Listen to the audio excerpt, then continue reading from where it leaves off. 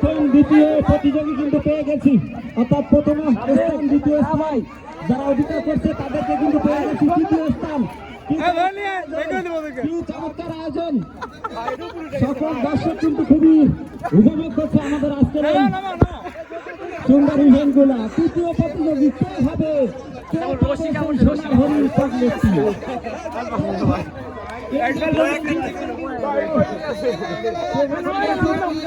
তৃতীয় প্রতিযোগী